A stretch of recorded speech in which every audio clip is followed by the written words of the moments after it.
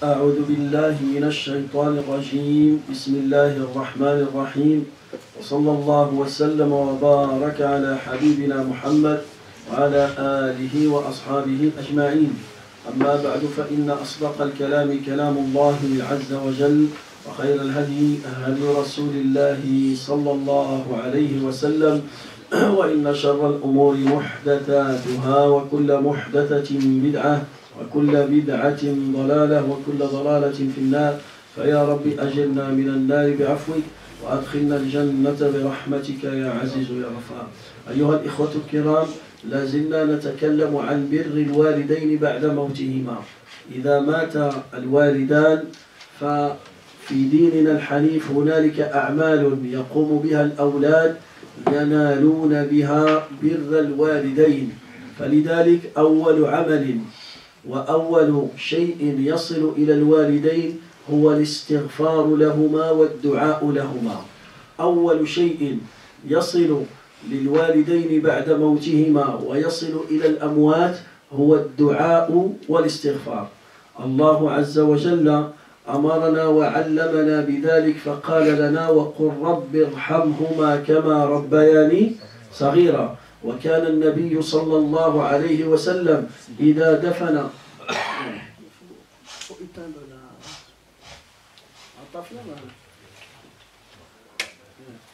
وكان النبي صلى الله عليه وسلم إذا دفن أحد صحابته كان يقول للصحابة: استغفروا لصاحبكم واسألوا له التثبيت فإنه الآن يسأل. كان يأمر الصحابة أن يستغفروا لهذا الميت، وأن يسألوا أي أن يدعوا الله أن يثبته عند سؤال الملكين. فمن هذه النصوص علمنا أن الاستغفار والدعاء للميت يصلان 100%. فلذلك أيها الولد الذي تريد بر الوالدين، إذا فقدت والديك أو أحدهما فلا بد أن تتذكرهما بالاستغفار وبالدعاء. لا بد أن تتذكرهما بالاستغفار وبالدعاء. الأمر الثاني الذي يصل إلى الوالدين بعد موتهما وإلى الأموات عموما الصدقة. الصدقة إذا تصدقت بمال أو بطعام أو بأي شيء ينتفع به العبد المسلم أو الإنسان أو الحيوان، فهذه الصدقة تصل إلى الوالدين في قبريهما. هذه الصدقة تصل إلى الوالدين في قبريهما وتصل إلى الأموات.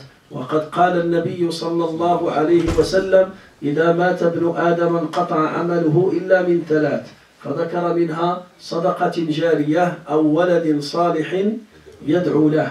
فلذلك الدعاء والاستغفار والتصدق على الوالدين يصل إليهما بإجماع مسلمين، لا خلاف في ذلك، لا خلاف في هذا الأمر. البارحة تطرقنا إلى سؤال فقلنا: هل قراءة القرآن يصل ثوابها إلى الوالدين أو إلى الأموات؟ إنسان يريد أن يقرأ القرآن أو يأتي بمن يقرأ القرآن، وثواب القراءة هل يصل إلى الوالدين أو لا يصل؟ فقلنا أن النبي صلى الله عليه وسلم لم يفعل ذلك، والصحابة رضي الله عنهم لم يفعلوا ذلك، بل قال لنا رسول الله صلى الله عليه وسلم: اقرأوا سورة البقرة في بيوتكم ولا تجعلوها قبورا. فمفهوم هذا النص أن قراءة القرآن لا تجوز في المقبرة، أن قراءة القرآن لا تجوز في المقبرة، لأنك إذا لم تقرأ القرآن في بيتك فبيتك يشبه المقبرة التي لا يجوز قراءة القرآن فيها. صلوا في بيوتكم ولا تجعلوها قبورا.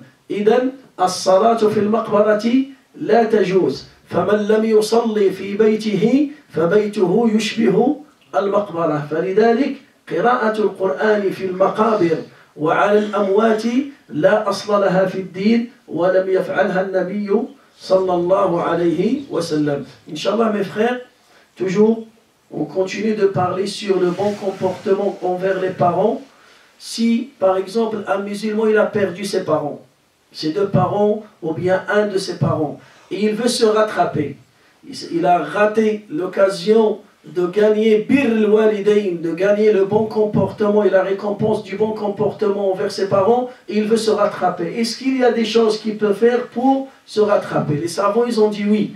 La première chose qu'il doit faire, il demande à Allah de pardonner à ses parents.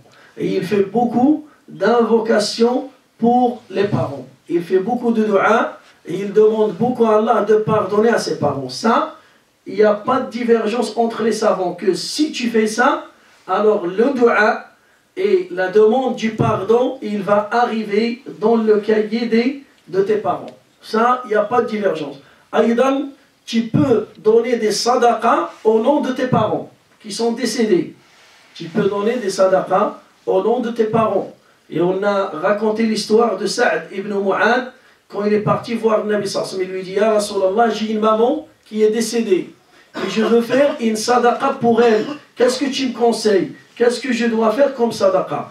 Le prophète alayhi salatu wa salam, il a dit: la meilleure des sadaqas, c'est donner l'eau fi sabilillah.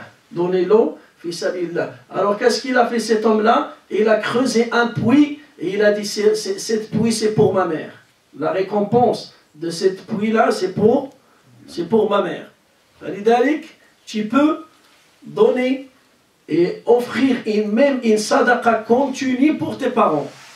Tu peux faire une sadaqa continue pour tes parents. Et là, il n'y a pas de divergence.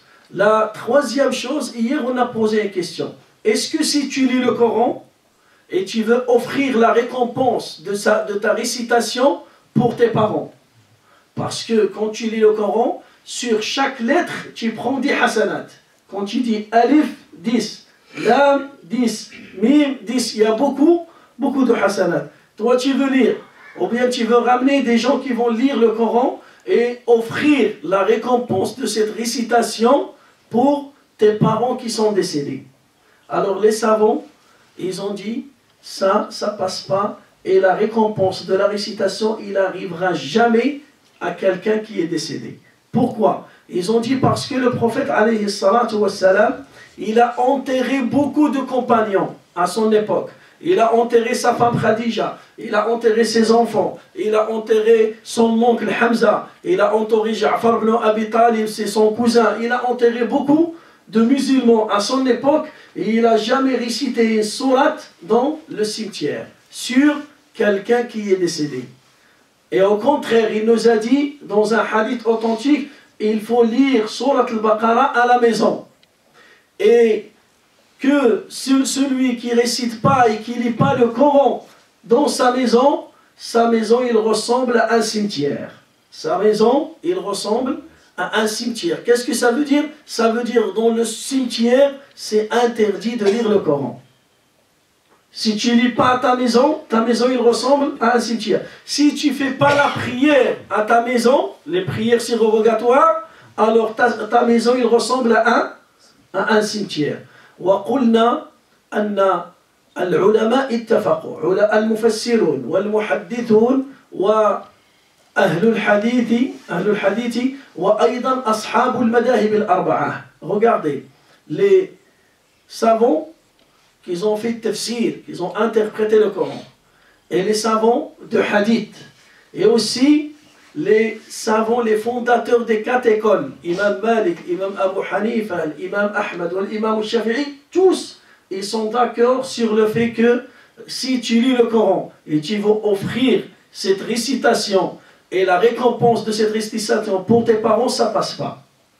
مثلا في المذهب الحنفي يقول الإمام المولى علي القاري رحمه الله في شرحه للفقه الكبير كتاب اسمه الفقه الكبير ديال أبو حنيفة. Ce livre-là, c'est le livre de Abu Hanifa l'imam.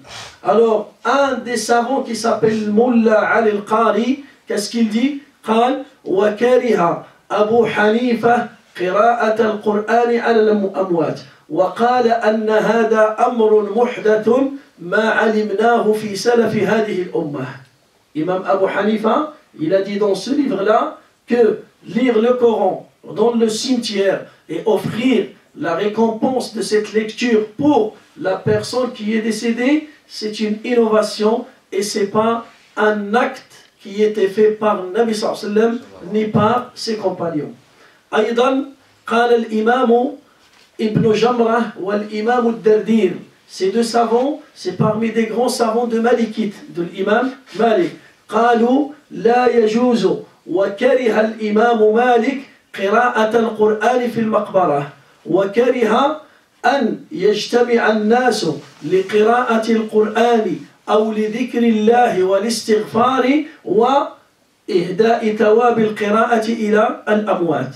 Il a dit, ces deux savants, ils ont dit que l'imam Malik, il nous a interdit, il a dit que c'est déconseillé de lire le Coran avec l'intention d'offrir la récompense de cette lecture pour quelqu'un qui est décédé. أيضا قال الإمام أحمد رأى رجلا يقرأ على قبر. الإمام أحمد, il a vu un homme qui était en train de lire le Coran sur une tombe, devant un qabr. فقال له يا هذا قم فإنها بدعة منكرة. فقال له qu'est-ce que tu fais? Il lui dit je suis en train de lire le Coran. Il lui a dit lève-toi, c'est une innovation. Lève-toi, c'est une innovation. أيضا الإمام الشافعي يقول الإمام النووي رحمه الله. الإمام النووي c'est un شافعي, c'est quelqu'un qui suit l'école الشافعية من علماء الشافعية. لما شرح في صحيح مسلم حديث إذا مات ابن آدم انقطع عمله إلا من ثلاث قال ولا يجوز قراءة القرآن وإهداء ثوابها إلى الأموات فهذا عمل لم يثبت في سنة النبي صلى الله عليه وسلم ولم يثبت عن الصحابة ولا عن التابعين ولا عن العلماء قبلهم بعدهم. فلذلك tous les quatre écoles, ils ont dit que offrir la récitation pour les parents qui sont décédés ou bien pour les gens qui sont décédés, ça passe pas et cette récompense il va pas arriver à ces gens-là. فلذلك on ne peut pas faire quelque chose parce que la majorité des gens ils font ça. On a des fois quand on va lire les aqwal ulama, les paroles du prophète sallallahu alayhi wa sallam qui sont claires dans cette porte, on va dire mais non, il y a une ville qui font ça, il y a tel pays qui font ça, il y a tel, subhanallah.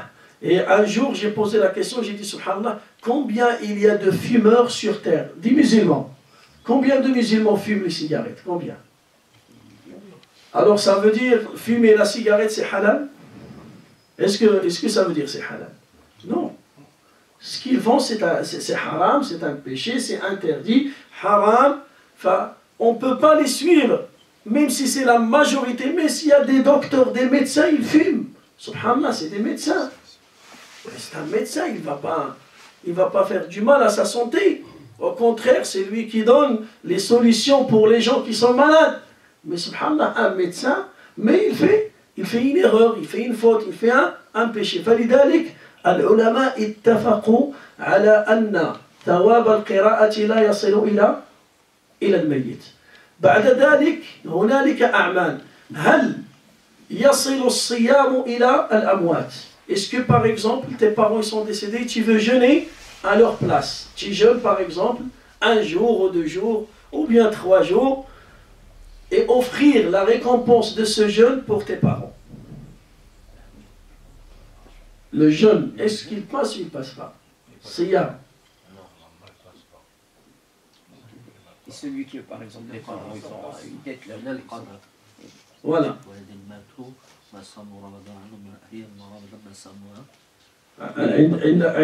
عندهم une dette. Lui, il a dit que s'ils ont une dette, maintenant, ta maman, elle est décédée, il n'a pas jeûné 3 jours ou bien 4 jours du Ramadan. Il était malade, il n'a pas jeûné 3 jours, par exemple, de Ramadan. فالعلماء par rapport à la réponse de هذا الأمر قالوا الصيام الذي يجوز في حق الوالدين هو صيام النذر. النذر, qu'est-ce que ça veut dire le nadr? Si par exemple ton père ou bien ta mère a donné une promesse à Dieu, entre elle et Dieu, il dit, sa promesse c'est que chaque lundi, je vais jeûner fi sabilillah, jusqu'à la fin de ma vie. Qu'est-ce qu'il a fait, elle? Il a donné une promesse à Dieu. Et par exemple, dans la fin de sa vie, il n'a pas réussi à jeûner. Il a par exemple mangé par exemple 5 lundis, ou bien 10 jours, ou bien un mois. Ça fait ce lundi, il a rassemblé combien? Un mois de jeûne. Alors, le Nabi sallallahu alayhi wa sallam قال هنا جاءت امرأة فسألت فقالت يا رسول الله إن أمي نذرت أن تصوم وماتت فهل أصوم عليها؟ قال لها أرأيت إن كان على أمك دين من مال أكنت قاضية عن أمك؟ قالت نعم. قال إذا دين الله أحق أن يقضى. Une femme, il est parti voir le Nabi sallallahu alayhi wa sallam, il lui a dit, ma mère, il a donné une promesse à Dieu de jeûner tel et tel et tel jour, mais il est décédé. Il n'a pas fini, il n'a pas respecté sa promesse, il n'a pas fini sa promesse. Est-ce que je peux jeûner à sa place? Le Nabi sallallahu alayhi wa sallam, il va poser la question à cette femme. Il a dit, imagine ta mère, il a fait un crédit. Est-ce que tu vas payer son crédit ou pas? Il dit, oui, je vais payer son crédit. Alors il dit, la dette de Dieu, c'est mieux, c'est elle qui mérite d'être remboursée. La dette de Dieu, c'est elle qui mérite d'être remboursée. Ça veut dire le jeûne, tu peux jeûner le jeûne si ta mère, vraiment, il a fait. D'autres savants, ils ont dit par exemple, Siyam al-Fard. Matalan, ta mère, il a mangé 3 jours fi had Ramadan, et avant l'arrivée de l'autre Ramadan, pour qu'il se rattrape, il a retardé. Il n'a pas rattrapé fi Shawwal, ni fi Dhul Qa'da, ni fi Dhul Hijjah, et il est décédé avant le rattrapage. Ils ont dit aussi, tu peux jeûner les 3 jours, les 4 jours, les 5 jours à la place de ta mère pour payer la dette de tes parents. Là, ça passe. Mais si tu veux jeûner lundi, jeudi et offrir ça à tes parents, ça ne passe pas. هذا لا يصل ثواب هذا الصيام إلى الوالدين. أيضا هل يجوز أن تحج عن والديك? Est-ce que ça passe de faire le pèlerinage et offrir la récompense de ce pèlerinage pour tes parents qui sont décédés? Le pèlerinage et l'umrah. نعم. C'est bon? فلذلك الحج والعمرة ça passe. À une condition. ما هو الشرط؟ أن تكون حججت عن نفسك. Il faut que toi, tu as déjà fait le pèlerinage pour toi-même et tu as fait l'umrah pour toi-même. Ça veut dire là, tu vas faire pour la deuxième fois. Pour la deuxième fois, et il faut faire attention quand tu fais niya. Quand tu fais l'ihram, il faut dire labbayk Allahumma umratan an abi, pour ma mère, ou bien pour mon père. Labbayk Allahumma hajjatan an abi, pour mon père et pour ma mère. Il faut faire cette niya hadi, il faut la faire au début de l'hajj et au début de l'umrah, et la récompense de l'umrah et la récompense de hajj, ça arrive pour tes parents qui sont décédés. لأن امرأة جاءت ورجل أيضا سأل النبي صلى الله عليه وسلم أأحج عن أبي؟ قال نعم. أأعتمر عن أمي؟ قال النبي صلى الله عليه وسلم نعم. النبي صلى الله عليه وسلم, il était interrogé par rapport à ça. Est-ce que je peux faire le hajj pour mon père qui est décédé? Le Nabi sallallahu alayhi wa sallam, il dit oui, vous pouvez le faire. Est-ce que je peux faire l'umrah pour ma mère qui est décédée? Oui, tu peux le faire. Mais à une condition, tu as déjà fait le hajj pour toi et tu as déjà fait le hajj pour ta mère. Est-ce que tu peux payer quelqu'un de faire le hajj à la place de tes parents? Oui. Tu payes quelqu'un de faire l'umrah et offrir la récompense pour tes parents. Ou bien tu dois toi le faire de ton corps, c'est toi qui dois te déplacer. Tu peux payer quelqu'un. Voilà, tu peux, mais à une condition, il doit être digne de confiance. Ça veut dire lui, déjà il a fait. Déjà il a fait. Il y a maintenant des gens, par exemple à la Mecque, qui sont là, prêts à faire le hajj à la place de tes parents qui sont décédés. Ils sont là, c'est un travail qu'ils font. C'est un travail qu'ils font. Mais il faut toujours faire attention, se méfier. Parce que peut-être, ce monsieur-là, il va prendre l'argent de 3 familles. Et lui, il peut faire une seule fois le hajj, pendant le hajj. Est-ce qu'il peut faire 3 hajj en même temps? Non. Hein? Non. Il fait un seul. Alors, imaginez, il peut prendre l'argent de 3 familles, ou de 4 familles, ou de 5 familles. Ça passe pas. Il faut faire attention. Même si tu veux payer quelqu'un pour faire le hajj à la place de tes parents, pour faire le hajj à la place de ta mère ou de ton père, il faut choisir quelqu'un qui est digne de confiance. S'il n'est pas digne de confiance, c'est pas la peine de... Ah non, c'est pas grave, moi je fais tiqa, Rabb al-alamin. Non, il faut se méfier. Il faut faire attention parce que tu veux offrir une grande récompense pour tes parents. Est-ce que quand tu achètes quelque chose pour tes parents, est-ce que tu vas vérifier la date, tu vas vérifier les ingrédients, tu vas vérifier ça, la qualité, ou bien tu achètes n'importe quoi? Hein? Tu vas vérifier, par exemple, tu vas acheter un tissu pour ta mère, elle est vivante. Comment tu vas faire? Elle va te dire, fais attention, je veux ça. Comment tu vas faire? Tu vas choisir la couleur. Déjà, la première chose, la couleur. Ma mère, il aime la couleur noire, la couleur grise, la couleur blanche. Alors, tu dois vérifier la couleur et vérifier la qualité et vérifier est-ce qu'il est large ou il n'est pas large. Ta mère, il veut 3 mètres. Est-ce que toi, tu vas ramener n'importe quel tissu? Non, tu vas ramener 3 mètres. La couleur grise, la qualité de tissu, premier choix, deuxième choix, ainsi de suite. Kadalik, pour offrir un acte d'adoration, il faut offrir un acte d'adoration qui est complet et qui est perfectionné. La budda an tahdi هذا العمل أن يكون عملا متقنا وأن يكون عملا كاملا تهديه إلى الوالدين. بعد ذلك après ça العلماء أيضا قالوا من أعظم ومن أهم الأشياء التي ينال بها الأولاد بر الوالدين بعد موتهما ألا وهي صلة الرحم التي لا توصل إلا بهما. صلة الرحم التي لا توصل إلا بهما. Les liens de parenté de tes parents. C'est pas tes liens de parenté à toi. Les liens de parenté de tes parents. Ton père, il avait un oncle. Ton père, il avait une tante. C'est la tante de ton père. C'est l'oncle de ton père. C'est la tante de ta mère. C'est l'oncle de ta mère. Nous, les enfants, on est loin de cette relation. Mais toi, tu sais que ton père, il avait une bonne relation avec sa tante. Ton père, ta mère, il avait une bonne relation avec son oncle. Avec sa cousine, le cousin de ton père. La cousine de ta mère. Et tu sais qu'ils avaient une bonne relation. Alors après le décès de ton père, tu ne dois pas couper ce lien. Tu dois toujours partir, rendre visite à ces gens-là. Si par exemple, ton père, il avait l'habitude de partir chaque été, quand il part aux vacances, chaque été il part pour rendre visite à son cousin, à sa tante, à son oncle, alors il faut toujours garder cette habitude. Quand tu vas au bled, quand tu vas, il ne faut pas dire non, mais maintenant les parents sont décédés, c'est pas la peine de partir.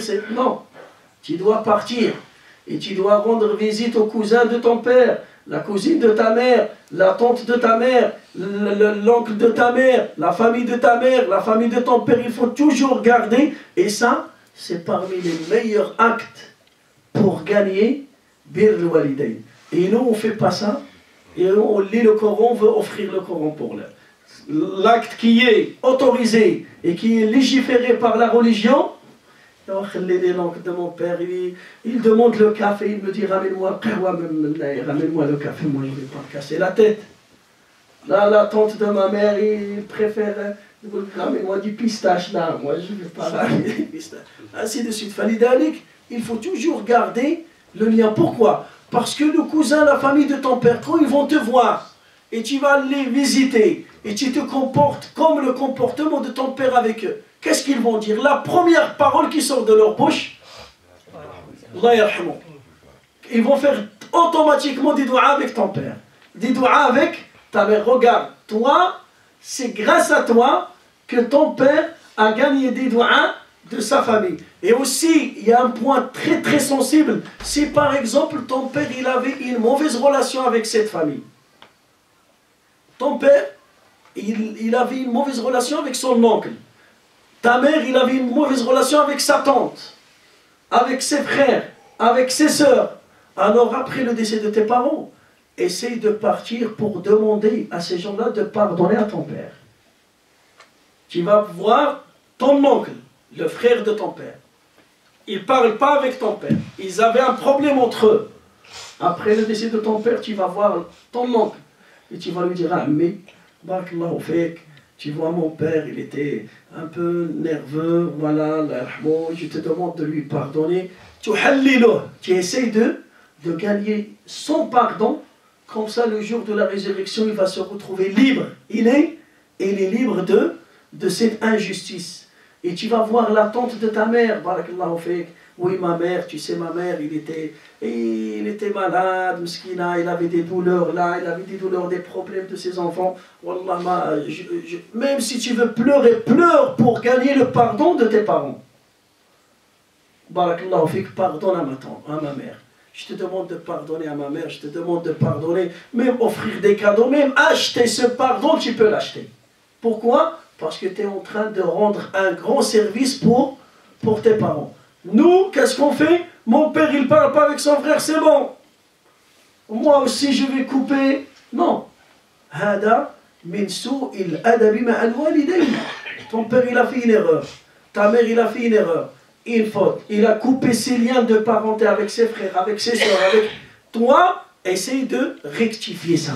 Maintenant, ta mère est décédée, ton père est décédé. Essaye de rectifier ça. Kun sababan fi rahmati walidayk. Tu dois, grâce à toi, grâce à ton bon comportement, ces gens-là, ils vont pardonner à tes parents. Ils vont pardonner à ta mère. Ils vont pardonner à ton père. هذه من أعظم صلة الرحم ومن أعظم الأعمال التي ينال بها العبد المؤمن بر الوالدين. Et pour finir, Inch'Allah Azza wa Jal, il reste la dernière chose. La dernière chose, les amis de tes parents. Les amis, les voisins et les amis de tes parents. Le Nabi sallallahu alayhi wa sallam يقول إن من أبر البر أن يصل الولد ود أبيه. إن من أبر البر, parmi les meilleurs actes et le meilleur bir الوالدين, c'est quoi? C'est quand tu te comportes bien avec les amis de tes parents, les copines de ta mère, les amis de ton père, les voisins de ton père, les voisines de ta mère. Ta mère est décédée, ton père est décédé, il avait des amis. Alors il faut toujours garder le lien avec les amis de ton père. Il faut toujours garder le lien avec les copines de ta mère. فلذلك أختم بهذه القصة. مر عبد الله بن عمر رضي الله عنهما كان فوق جمل وكان يمشي في المدينة وكان يلبس عمامة فرأى رجلا أعرابيا كبيرا في السن فنزل فسلم عليه والتزمه أي احتضنه ونزع عمامته وأعطاها لهذا الرجل وأعطاه الجمل ثم انصرف. فقال بعض الناس الذين رأوا قالوا يا عبد الله إن هذا رجل أعرابي يفرح بالقليل لو أعطيته شيئا يسيرا لفرح فلماذا أعطيته الجمل وأعطيته العمامة؟ قال إن هذا كان صديقا لعمر وكان أبي يحبه ولقد سمعت النبي صلى الله عليه وسلم يقول إن من أبر البر أن يصل الرجل ود أبيه. Abdullah ibn Omar, un jour, il voit un bédouin, un vieux. Et Abdullah ibn Omar, le fils de Omar ibn Khattab, il était sur son chameau et il portait sur sa tête l'imama. L'imama, le turban. Le turban sur ça. Il voit ce bédouin, il descend de son chameau, il est parti, il court, il embrasse celui-là, il le prend dans ses bras, il enlève son turban, il le met sur la tête de ce monsieur, il lui donne même son chameau. Et lui, il est parti à pied. Les gens, ils ont dit, ah Abdullah, qu'est-ce que tu as fait? Celui-là, c'est un bédouin. Si tu lui donnes n'importe quoi, il sera content. Si tu lui as donné des dates, si tu lui as donné un dinar, un dirham, 2 dirhams, il sera content. Pourquoi tu lui as donné ton chameau? Il dit, celui-là, c'était l'ami de Omar ibn Khattab, de mon père. Il avait une bonne relation avec mon père. Et moi, j'ai écouté le professeur Aslam, il nous a dit, celui qui montre le bon comportement, parmi le meilleur bon comportement vers les parents, c'est de se comporter bien avec les amis, avec les copains de ton père et les amis de ta mère. Nous, des fois, on néglige ça. On oublie ça. Et ça, tu gagnes. Bir al-walidayn, et toi et tes parents, ils sont décédés. Ils sont enterrés. Si tu fais ça avec les amis, avec les copains, avec les voisins de tes parents, Oqsimu billah, tu vas gagner une grande récompense auprès d'Allah, et tes parents, ils vont gagner beaucoup de dua de plusieurs personnes. وأقول قولي هذا وأستغفر الله لي ولكم سبحانك اللهم وبحمدك نشهد أن لا إله إلا أنت نستغفرك ونتوب إليك والحمد لله رب العالمين.